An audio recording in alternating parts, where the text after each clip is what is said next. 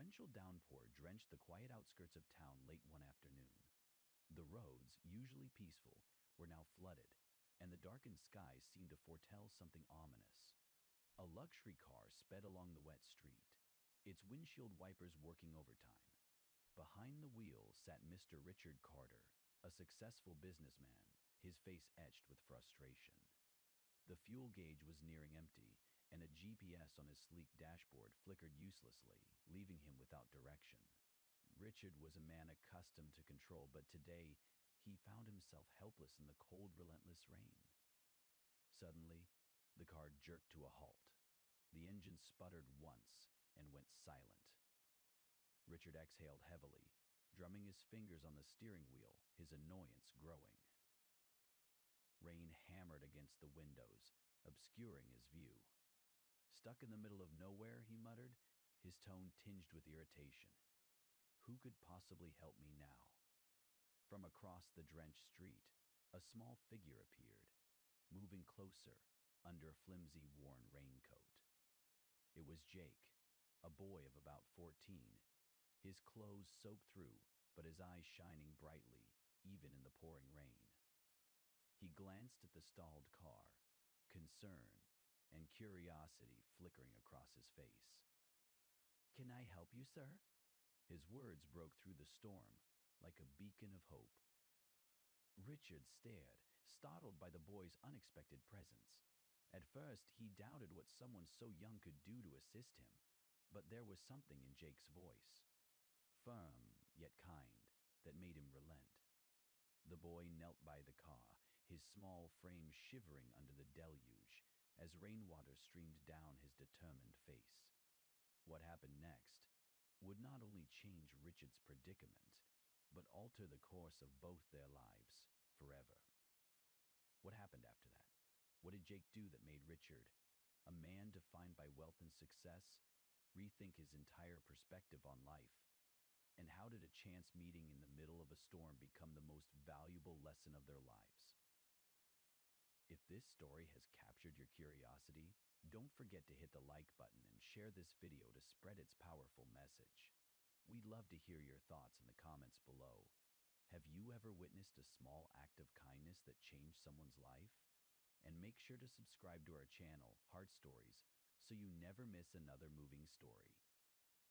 The rain showed no signs of letting up as Jake stood beside the luxury car, his old sneakers splashing in the growing puddles. His raincoat, patched in several places, barely kept him dry, but he didn't seem to mind. Jake was used to this kind of weather. It was part of life in his small working-class neighborhood on the outskirts of town. For a boy his age, Jake carried himself with an air of quiet maturity, shaped by years of helping his single mother make ends meet. Richard Carter, on the other hand, was a man who had long left such humble beginnings behind. At 52, he was the CEO of a successful tech company, living in a sprawling estate far removed from the struggles of ordinary life. To him, the rain was just another inconvenience, and this unexpected breakdown was a rare interruption in his otherwise meticulously planned day. Sitting in his car, watching Jake approach, he felt a mix of relief and skepticism. "Are you sure you can help, kid?" Richard asked, rolling down the window slightly to speak over the sound of the rain. His tone was polite but guarded, his eyes scanning the boy's soaked figure. "Yes, sir," Jake replied, his voice steady. "I've helped fix my mom's car plenty of times. Let me take a look." Richard hesitated, but what choice did he have? He popped the hood, stepping out reluctantly into the rain. Jake quickly set to work, his small hands steady despite the chilly downpour. Richard couldn't help but notice the boy's focus. Every movement was deliberate, every decision calculated. As Jake worked, Richard observed him closely. There was something unusual about this boy. His determination, his calm confidence, his refusal to let the storm phase him. Richard, who spent most of his life surrounded by people driven by ambition and personal gain, was struck by the boy's quiet resilience. "Where are your parents?" Richard asked, breaking the silence. It's just me and my mom, Jake said without looking up. She works long hours, so I try to help out when I can. The simplicity of Jake's answer caught Richard off guard. Um, he didn't elaborate, didn't complain, just stated it as a matter of fact. Richard thought of his own childhood, far removed from the comfort and success he now enjoyed. He remembered the long days his own father worked in a factory. Somewhere along the way, he had buried those memories under years of luxury and success. Jake's voice brought him back to the present. The alternator looks fine. I think the battery cable came loose. If you've got a wrench, I can fix it. Richard retrieved the tool set from the trunk, watching as Jake worked with surprising skill. Within minutes, the car sputtered back to life, its engine humming steadily. Jake straightened up, wiping his hands on his raincoat. Shows. There you go, sir, he said with a small smile. Should be good to go now. Richard felt a wave of gratitude. Thank you, Jake, he said, pulling out his wallet. Let me give you something for your trouble. But Jake took a step back, shaking his head firmly. No need, sir. Just glad I could help. Richard was stunned. In his world, everything had a price, and nothing came for free. But here was this boy, drenched and shivering, refusing any form of payment. Are you sure? He asked, still holding out the bills. Yes, sir, Jake replied, his tone final. Have a safe drive home. Before Richard could say anything more, Jake turned and started walking away, his small figure disappearing into the rain. For a moment, Richard stood frozen, the money still in his hand. He climbed back into his car, but as he drove off, his thoughts lingered on the boy. There was a dignity about Jake, a strength that seemed unshaken by his modest circumstances. That evening, back in his lavish home, Richard couldn't shake the memory of Jake. His mansion, with its gleaming floors and priceless artwork, suddenly felt cold and empty. He sat in his spacious living room, staring out at the rain-soaked garden beyond the floor-to-ceiling windows. His thoughts drifted back to Jake's soaked raincoat, his calm demeanor, and his refusal to accept any reward.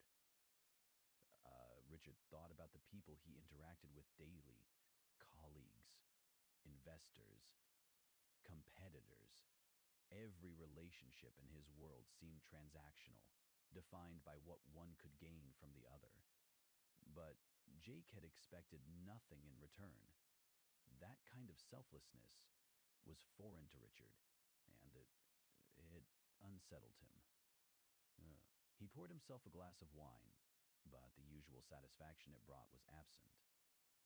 For the first time in years, he felt a nagging sense of discontent. Jake's actions had been so simple, yet they carried a depth that Richard couldn't ignore. The next morning, the rain had stopped, but the air was still heavy with its aftermath. As Richard sat in his car, preparing for a busy day of meetings, he found himself driving in the opposite direction, back toward the road where he had broken down.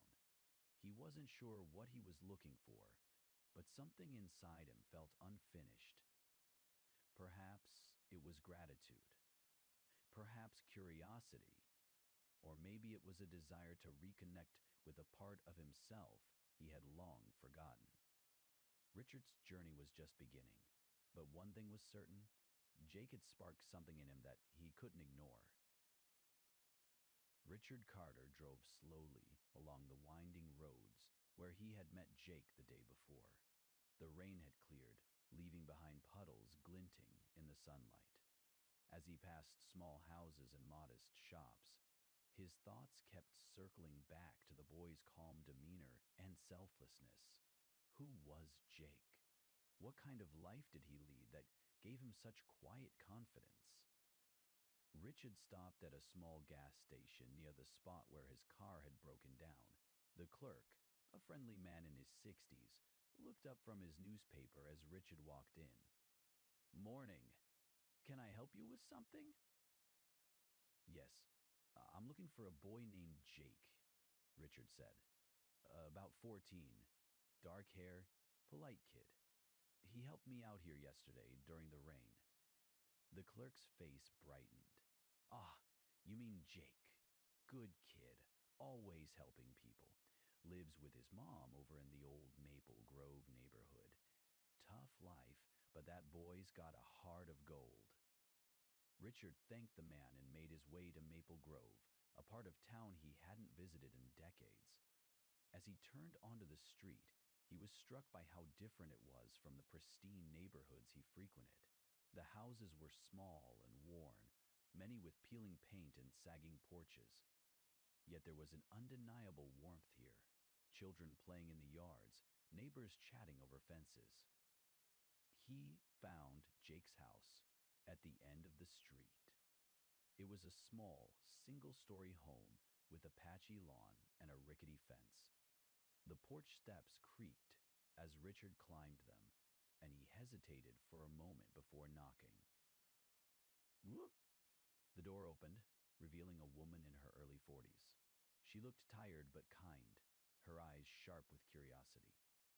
"Can I help you?" she asked, wiping her hands on a dish towel. "Good morning," Richard said, clearing his throat. "I'm sorry to bother you, but I believe your son Jake helped me yesterday when my car broke down. I wanted to thank him properly." The woman's face softened into a smile. "That sounds like Jake. He's out back fixing the fence. Please, come in." Richard stepped into the modest home. The furniture was old but clean, and the walls were decorated with family photos and children's drawings. Despite its humble appearance, the house felt alive, filled with a warmth that his own mansion lacked. "Would you like some coffee?" the woman asked, gesturing toward the kitchen. "No, thank you," Richard replied. "You've raised a remarkable boy, Mrs. He trailed off, realizing he didn't know her name. "Anna," she said with a smile. "Thank you. Jake's a good kid. He's always looking out for others." Anna led Richard to the backyard, where Jake was hammering a loose plank into the fence. The boy looked up, surprised to see Richard. "Mr. Carter!" he exclaimed, wiping his hands on his jeans. "What are you doing here?" Richard smiled, feeling a little nervous under the boy's curious gaze. "I couldn't stop thinking about yesterday. You helped me when I really needed it, and I wanted to thank you properly." Jake shrugged, his expression easy. "It wasn't a big deal, just glad I could help." For a moment neither spoke. Richard felt a pang of guilt. Here was a boy who had so little, yet gave so freely. He glanced around the yard, taking in the broken fence, the sparse grass, and the russet swing set leaning precariously to one side. "You've got a good head on your shoulders," Richard said finally. "Your mother must be proud." Jake grinned. "She works hard. I just try to help out where I can." Richard was quiet, absorbing the boy's words. They reminded him of his own childhood, growing up in a house much like this one. His parents had worked tirelessly to make ends meet, teaching him the value of hard work and perseverance. Somewhere along the way, he had drifted away from those lessons, caught up in the pursuit of wealth and status. As the morning wore on, Richard found himself drawn into the rhythm of Jake and Anna's life. Over coffee, Anna shared bits of their story. Jake's father had passed away when he was young, leaving Anna to raise him alone. She worked multiple jobs, cleaning houses, babysitting, and doing odd errands to keep a roof over their heads. "We get by," Anna said simply, her tone devoid of self-pity. "Jake's a big help. He's always fixing things around the house or running errands for the neighbors." Richard listened, struck by their resilience. He couldn't help but notice the gaps in their lives, the things most people took for granted. The roof leaked during heavy rain.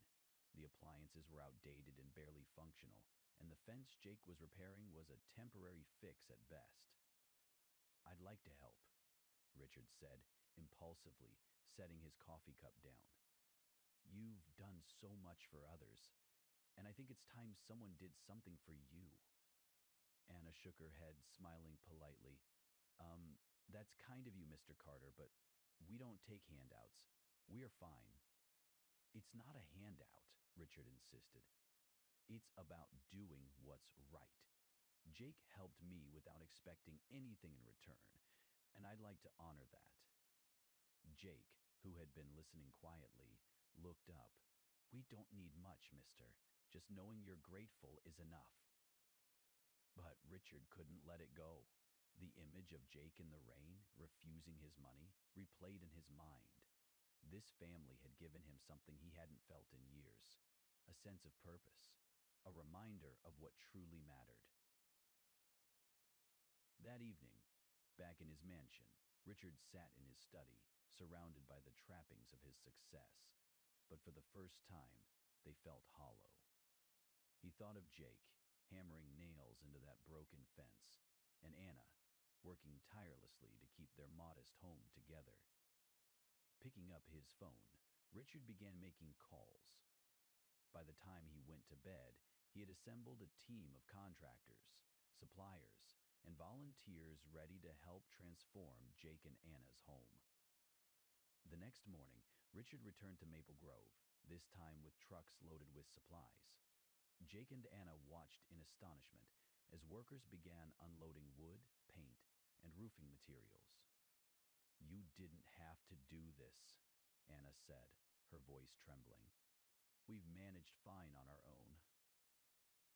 Richard met her gaze, his expression earnest. "You've done more than manage, you've thrived. But I want to give back because you've given me something I didn't know I needed." Jake stood next to his mother, his thoughtful expression mirroring hers. "Mr. Carter," he said, his tone cautious, "we don't need much. Just knowing someone cares is enough." Richard knelt slightly, meeting Jake's eyes. "You taught me that helping people isn't about money. It's about showing up. Let me show up for you." As the work began, Richard realized that this wasn't just about fixing a house. It was about building a bridge between his world and theirs, between what he had and what truly mattered. For the first time in years, he felt like he was part of something meaningful. The sound of hammers, drills, and saws filled the air as the renovation of Anna and Jake's home began in earnest. Trucks came and went, unloading materials, while a team of workers swarmed the small property. Jake stood to the side, his eyes wide with amazement as the transformation unfolded. For a boy used to patching things up with scraps and improvisation, the sight of professionals working with precision and purpose was mesmerizing. Richard, clipboard in hand, oversaw the project with an intensity he usually reserved for boardroom negotiations. He had thrown himself into the effort completely, coordinating every detail to ensure the house became not just livable, but a place the family could be proud to call home. The porch, once sagging and unsafe, was being replaced with sturdy new wood. The leaky roof was torn off and rebuilt. Inside, the kitchen was gutted to make way for modern appliances, while the old creaky floors were sanded and polished to a warm shine. Jake couldn't resist getting involved. Despite Richard's insistence that he take a break and just be a kid, the boy was too curious to stay idle. He wandered among the workers asking questions about tools, techniques, and materials. One of the contractors, a burly man named Joe, noticed Jake's interest and took him under his wing. "Here, hold this tape measure," Joe said, showing Jake how to mark measurements on a plank of wood. "You've got a good eye, kid. Ever thought about becoming a carpenter?" Jake grinned, his face lighting up. "I've always liked fixing things, but I've never had the tools or the time to learn properly." "Well," Joe said with a wink. Stick around and I'll teach you a few tricks. As the days passed, Jake's involvement grew. He started helping the crew measure wood, carry materials, and even hammer nails under Joe's guidance. The boy's natural talent and eagerness to learn didn't go unnoticed. One afternoon, Richard found Jake bent over a blueprint, discussing something intently with Joe. The sight made him pause. Here was a boy who had so little yet approached life with enthusiasm and curiosity. Richard felt a swell of pride, not just in the progress being made on the house, but in the transformation he saw in Jake. Looks like you've found your calling, Richard said, walking over. Jake looked up, his face flushed with excitement. This is amazing, Mr. Carter. I've learned so much already. Joe says I've got a knack for this stuff. Richard smiled. He's right, and if this is something you're serious about, I'll make sure you get the opportunities you need to pursue it. One evening, as the project neared completion, a sudden thunderstorm rolled in, soaking the freshly painted walls and flooding the yard. The crew scrambled to cover the materials, but some damage was unavoidable. Jake, drenched and shivering, tried to help, but Richard pulled him aside. Let them handle it, Richard said firmly. This isn't your responsibility. But it feels like it is, Jake replied, his voice earnest. You've done so much for us. I don't want to let you down. Richard knelt to meet Jake's gaze. You're not letting anyone down, Jake. You've already taught me more than I can ever repay. Sometimes you have to trust that others will show up for you, just like you showed up for me. The storm passed, and by morning the damage was repaired. But the moment stuck with Richard. He realized that while he had come to help Jake, the boy was teaching him lessons about resilience, gratitude, and trust that no amount of money or success could buy. After weeks of hard work, the renovation was complete. The once run-down house now stood strong and vibrant, a beacon of hope in the neighborhood. The porch, with its freshly painted railings, looked out over a yard where the grass was beginning to grow again. In the backyard, a new swing set gleamed in the sunlight, its chains sturdy and rust-free. Inside, the kitchen was a chef's dream, complete with modern appliances and ample space for family meals. The living room, once dim and cramped, was now bright and inviting, with soft furniture and freshly painted walls. Every corner of the house had been touched by care and craftsmanship. When the family saw the final result, Anna's eyes filled with tears. This isn't just a house anymore, she said softly. It's a home. I don't know how we can ever thank you. Richard shook his head, his voice equally soft. You already have. You've reminded me of what truly matters. Family, connection, and purpose. I'm the one who should be thanking you. The final day of the project felt like a celebration. Neighbors gathered to see the transformation, bringing small gifts, freshly baked bread, jars of homemade jam, and even a potted plant for the new porch. Children raced around the yard, their laughter echoing through the air. Jake proudly showed his friends the new swing set and the freshly painted rooms inside. Richard stood on the porch, leaning against the sturdy railing he had helped build, and watched the scene unfold. For the first time in years, he felt a profound sense of joy, simple, unfiltered joy that came from seeing others thrive. Anna walked over, a cup of iced tea in her hand. You've done more than fix a house, she said, her voice full of gratitude. You've given us hope, and I think you've found something for yourself, too. Richard nodded, taking a sip. I have, he admitted. For so long, I thought success was about what I could achieve, what I could own, but none of it ever filled me the way this has.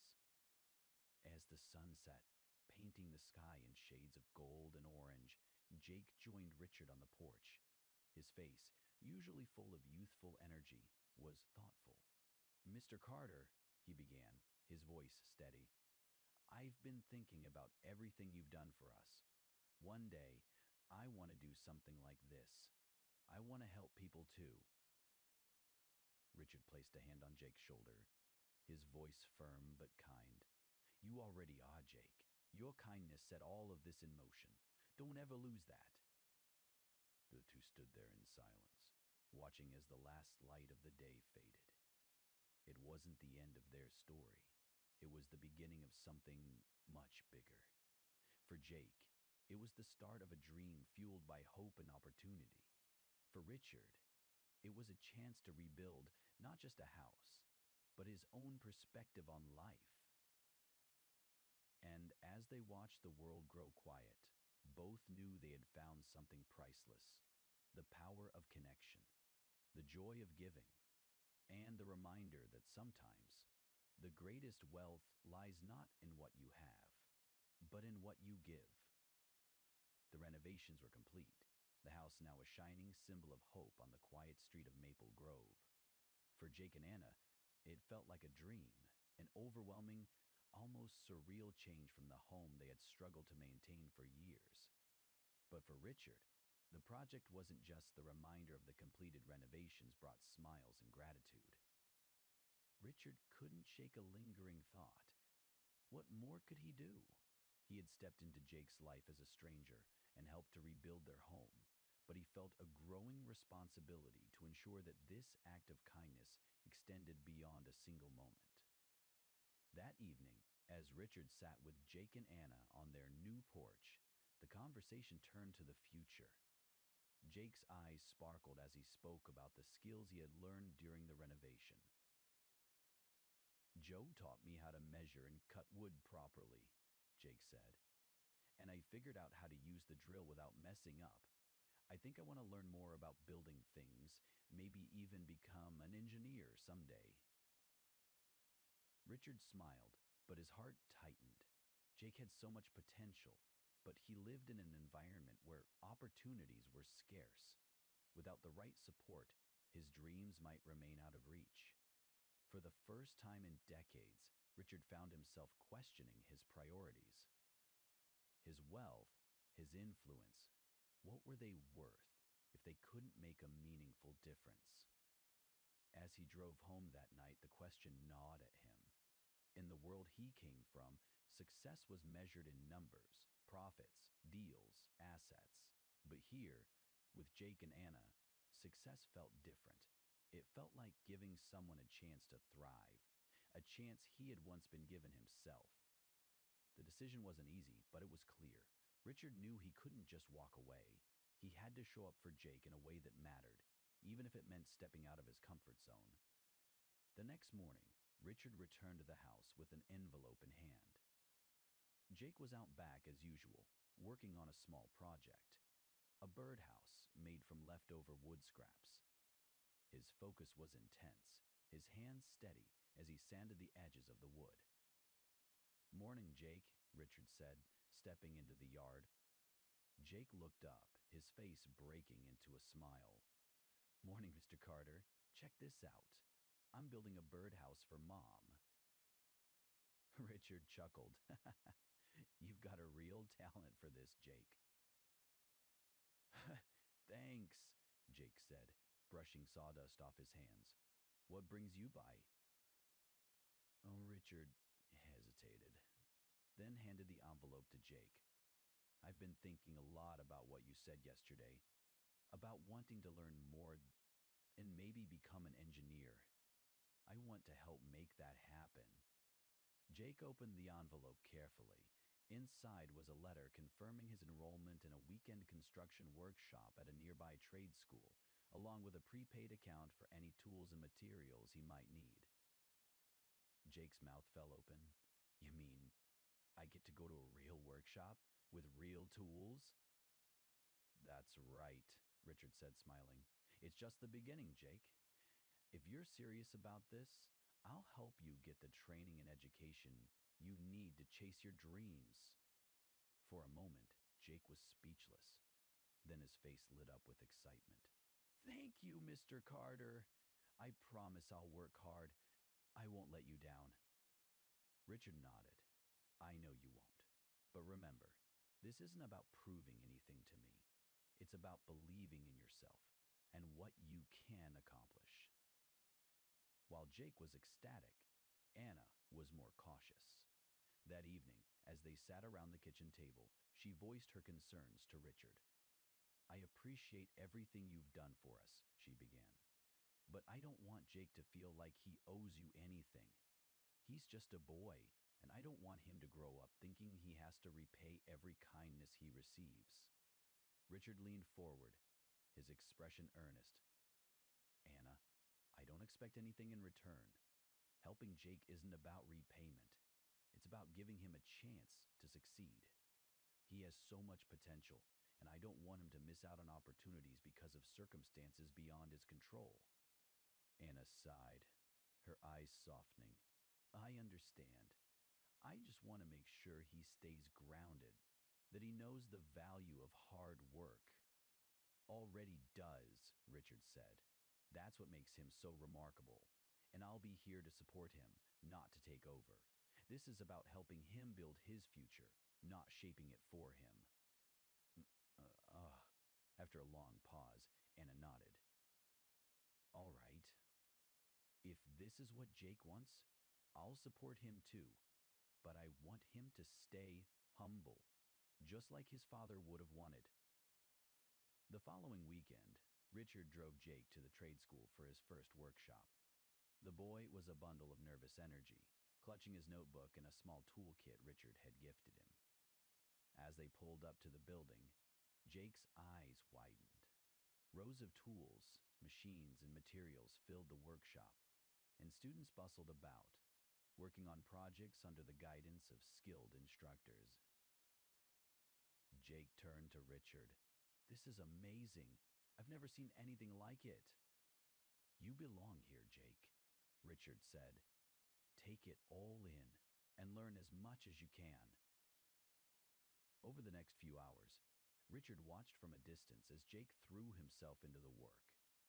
He listened intently to the instructors, asked thoughtful questions, and quickly earned their praise for his enthusiasm and natural ability. By the end of the day, Jake had built a small step stool, his first completed project in a professional setting. As they drove home, Jake clutched the step stool like a trophy. Thank you, Mr. Carter. I learned so much today. I can't wait to go back next weekend. Richard smiled, his heart swelling with pride. This is just the beginning, Jake. Keep working hard, and the possibilities are endless. Richard's support didn't stop at the workshop. Over the weeks that followed, he continued to mentor Jake, helping him navigate his newfound passion and encouraging him to dream big. But it wasn't just Jake who was changing. Richard himself began to see the world differently. His priorities shifted, his focus moving from profit and power to connection and purpose. One evening, as the sun set over Maple Grove, Richard sat on the porch with Anna and Jake. The air was warm, the sky painted in hues of orange and pink. Jake was sketching a blueprint for his next project, his face alight with concentration. You've given us more than we could ever ask for, Anna said quietly, turning to Richard. Not just the house, but hope for a better future. Richard shook his head. Jake gave me that hope first. His kindness reminded me of what truly matters in life. Helping your family has been a privilege. As the stars began to appear, Jake looked up from his sketch. Mr. Carter, I want to do for others what you've done for me. One day, I want to help people the way you've helped us. Richard placed a hand on Jake's shoulder, his voice steady. You already are, Jake. Your kindness started all of this. Never forget that. The decision Richard had made to invest in Jake's future wasn't just courageous, it was transformative. It was a testament to the power of selflessness, a reminder that the greatest impact often comes from the simplest acts of kindness. Together, they had built more than a house. They had built a foundation of hope, trust, and possibility that would carry them into the future. The weeks turned into months, and Jake's world grew larger than he could have ever imagined. Each weekend, he attended the workshop at the trade school, learning more about construction, design, and engineering. His natural talent shone brightly, earning him the respect of his instructors and peers. But more than that, Jake began to realize that his dream of becoming an engineer wasn't just a distant fantasy. It was within reach. Richard Carter continued to play a pivotal role in Jake's life. Though his involvement in the house renovations had ended, his commitment to Jake and Anna's future remained steadfast. The once bussy businessman, who had rarely found time for anything outside of his career, now prioritized his visits to Maple Grove. To Richard, these visits weren't just acts of charity.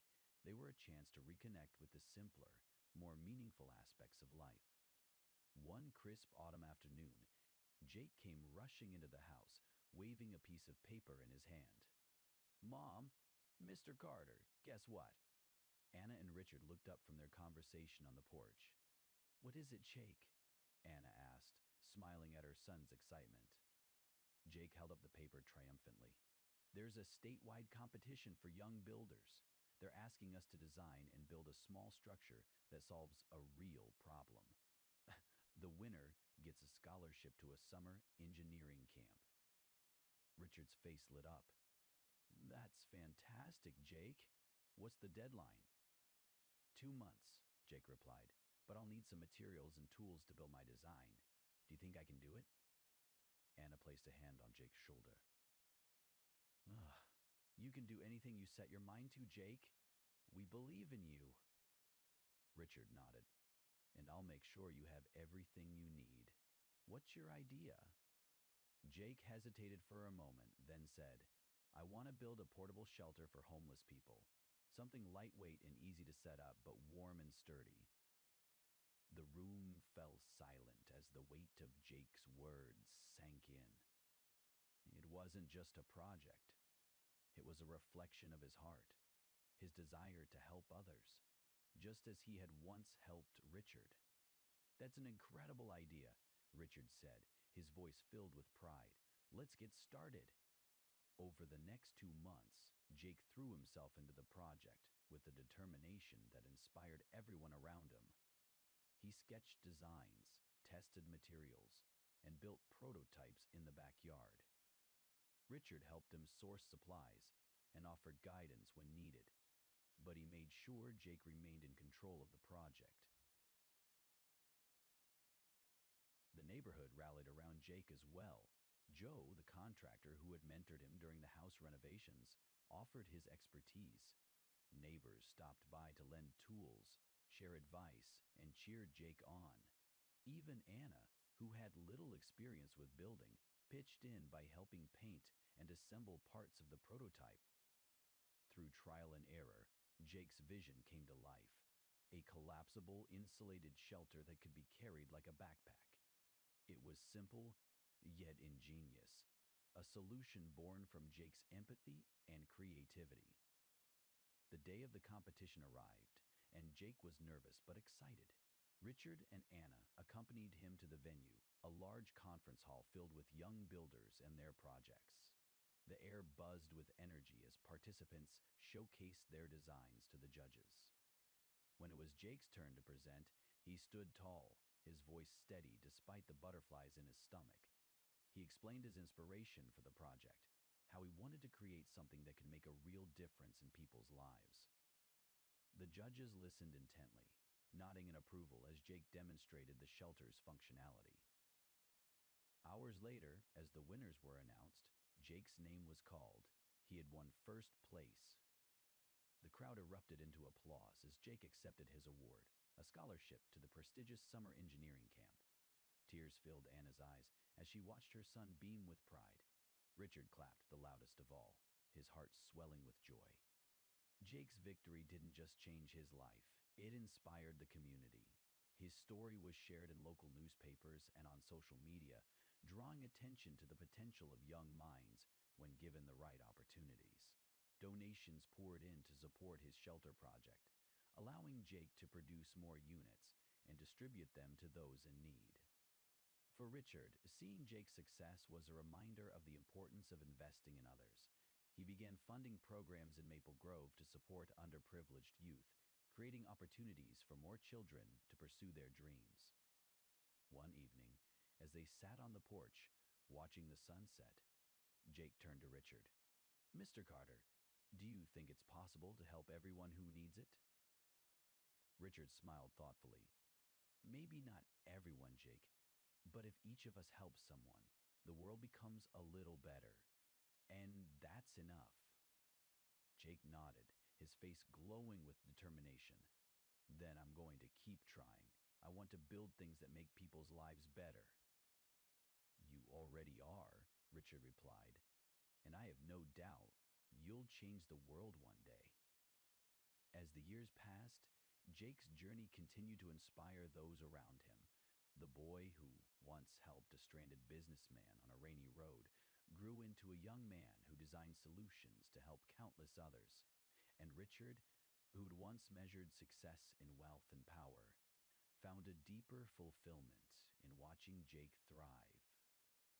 Together, they proved that a single act of kindness could ripple outward, touching lives and creating a legacy of hope. If this story moved you, don't forget to like, share, and comment below. Tell us your thoughts. Have you ever seen a small act of kindness grow into something life-changing? And make sure to subscribe to our channel, Heart Stories, so you never miss another story filled with hope, inspiration, and the power of human connection. Let's keep spreading positivity one story at a time.